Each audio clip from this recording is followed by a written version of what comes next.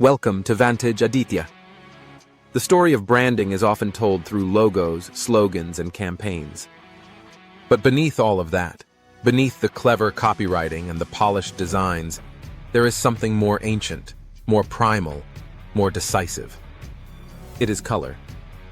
Before a word is read, before a logo is understood, before a jingle is remembered, color has already spoken. And its voice is louder than we realize. Picture an entrepreneur standing at the crossroads of creation, holding a product that could change their life, a company that could grow into a movement, an idea that could become a household name. They are asked a question that seems deceptively simple. What color will define this brand? At first it feels cosmetic, a matter of taste, perhaps even arbitrary. But in truth, this is destiny disguised as design. Because once a color is chosen, it wraps itself around perception. It becomes memory. It becomes emotion. And it shapes how millions will respond long before they understand what the brand even does.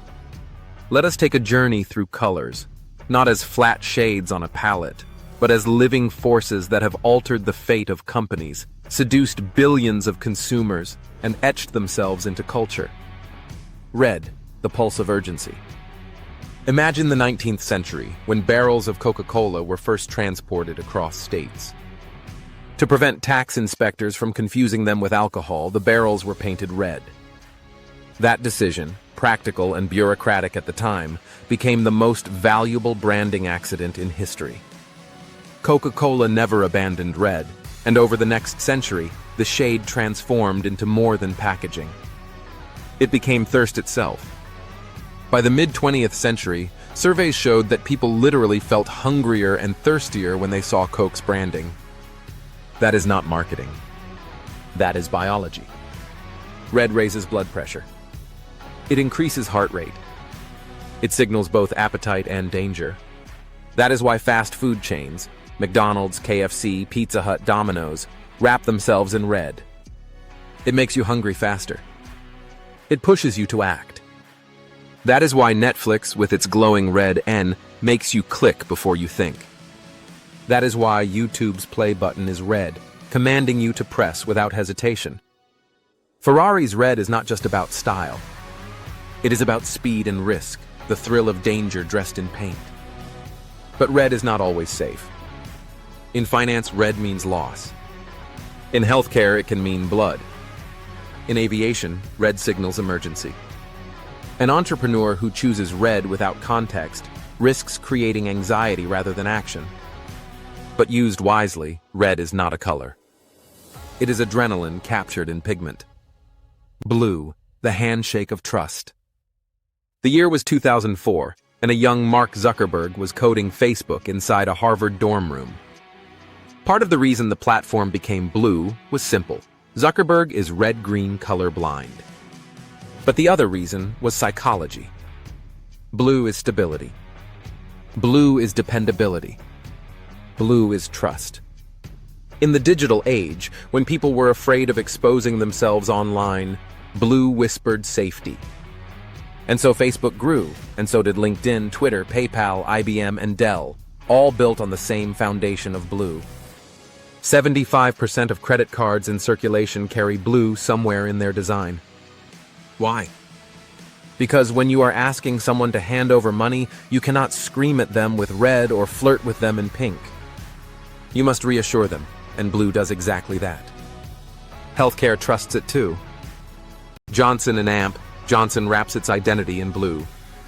Oral-B makes toothbrushes blue. Pfizer delivers medicine in blue packaging. Blue calms nerves, lowers pulse, slows breath, and convinces the brain that this brand will not betray you. But blue is dangerous in one category: food. Scientists believe humans avoid blue food because it was historically rare in nature and often associated with rot or poison. That explains why Pepsi has always struggled against Coca-Cola. Coca-Cola's red makes you thirsty. Pepsi's blue makes you second guess.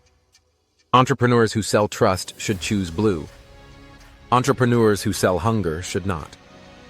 Yellow, the beacon of joy. In the 1960s, Ray Kroc looked at the golden arches of McDonald's and realized they had a power that went beyond architecture. Yellow is the most visible color to the human eye. It captures attention faster than any other shade. When placed next to red, it creates hunger and cheerfulness in one blow.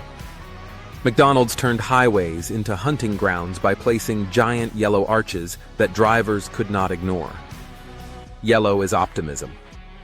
DHL painted its trucks and planes yellow because logistics needed friendliness in an industry of cold machinery. Nikon used yellow to make cameras feel accessible in a world of intimidating black boxes.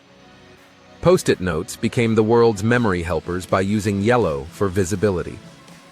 But yellow is tricky. It is also the color of caution tape, warning signs, and hazard symbols. Too much yellow makes a brand feel cheap or unsafe. Luxury brands avoid it, preferring the golden variation that transforms the same spectrum into prestige. Rolex does not sell yellow. It sells gold. The difference between budget and luxury often lies in the exact shade chosen. For entrepreneurs, yellow is opportunity, but only if you know how to balance it with warmth and restraint. Green, the rhythm of nature. Howard Schultz wanted Starbucks to be the third place. Not home, not work, but a sanctuary where people could pause. For that, he needed green. Green is balance, rest, reassurance. It is the color of nature, of growth, of health. Starbucks' green mermaid is not just a logo. It is a welcome sign. Whole Foods paints its identity in green because organic food must look natural, not industrial. Land Rover uses green to fuse luxury with rugged adventure. TD Bank and Fidelity rely on green because money and trust are siblings, and green is the bridge between them. Science explains it.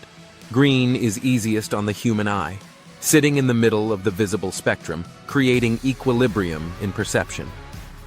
Light greens say freshness and youth, perfect for smoothies, eco-startups, and healthcare apps. Dark greens say wealth and tradition, perfect for Rolex, perfect for finance, perfect for heritage. But green can also mislead. Coca-Cola once launched a green can to signal health. Customers assumed it was diet or fake, and sales collapsed. Green works when it is authentic. When it is forced, it fails.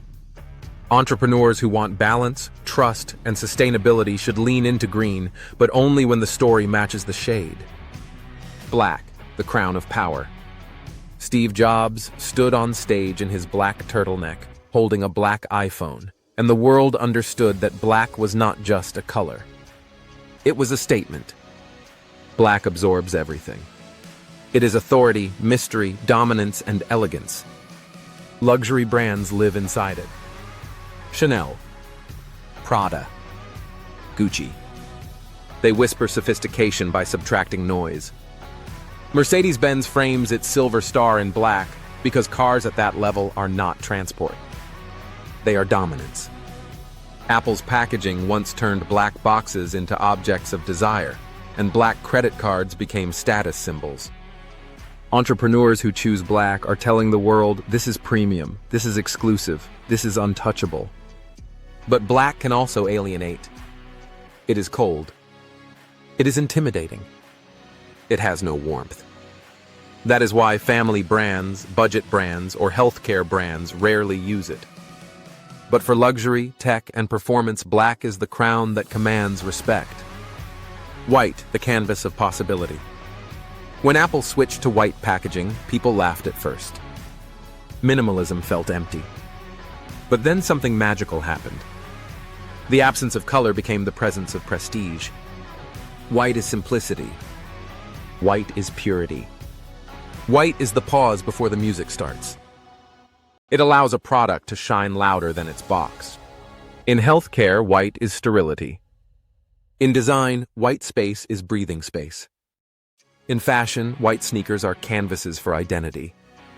But white is not universal. In Western cultures, it means purity and weddings. In parts of Asia, it means mourning and loss. Entrepreneurs must look at geography as much as psychology when they choose white. But when used well, white is not absence. It is silence that makes the performance louder. Purple, the shadow of royalty. Cadbury fought in court for years to defend Pantone 2685C, their signature purple. Why? Because purple is indulgence, luxury, imagination. Historically, purple dye was so rare that only kings could afford it. That legacy survives. Hallmark used purple to wrap emotions in velvet. Twitch used purple to build a creative empire. Discord used purple to signal imagination. Purple in cosmetics feels indulgent. In luxury, it feels regal. In spirituality, it feels mystical. But in finance or healthcare, it feels whimsical and unserious. Entrepreneurs must know that purple can be magic, but only in categories that celebrate creativity and indulgence. Orange, the spark of energy. Orange is not subtle. It is playfulness bottled. Fanta splashed orange into youth culture. Nickelodeon used orange to dominate childhood screens. Harley-Davidson fused orange with black to scream rebellion. Orange is enthusiasm, energy, and fun. But orange struggles with prestige. It is too playful to be luxurious. You will not see a $20,000 handbag in orange unless it is novelty. But for entertainment, sports, and digital products, orange is energy that pulls people in. For entrepreneurs selling fun, energy, or impulsive joy, orange is a friend. For those selling legacy, it is a risk. Pink, the bold affection.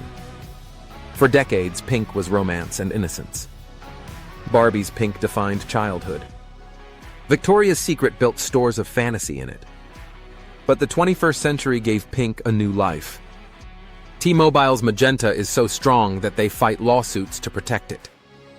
Glossier turned pink into minimal millennial cool. Cosmopolitan turned it into bold femininity. Pink is no longer soft. It can be bold, disruptive, unapologetic. In fashion, in beauty, in youth brands, it works powerfully. But in law, finance, or heavy industry, it risks dismissal. Entrepreneurs must ask, do I want affection or do I want authority? Pink rarely gives both. The global context. Colors are not universal languages. In China, red is luck. In South Africa, it is mourning. In the West, white is weddings. In parts of Asia, white is funerals. Entrepreneurs must adapt, because a color that sells in New York may fail in Mumbai. Coca-Cola can stay red everywhere because thirst is universal, but smaller brands must adjust to survive. The entrepreneur's dilemma. The founder in that design agency staring at a wall of colors is not choosing decoration. They are choosing destiny. Red can make their product irresistible but risky. Blue can build trust but suppress hunger. Yellow can spark joy but cheapen luxury. Green can soothe but confuse if it feels forced. Black can crown them but also isolate them. White can purify but also mourn. Purple can indulge but also mislead. Orange can energize but never elevate. Pink can charm but not command. Every color is both a door and a trap. The question is not just which color looks good, but which color tells the story you want your customer to feel before they even know your name. So entrepreneurs, the next time you sit with your designers, ask yourself, is this shade just aesthetic, or is it my brand's emotional DNA? Because once chosen, it cannot be erased. Subscribe to Vantage Aditya, and in the comments tell me, if you were building your brand today, which color would you choose, and why?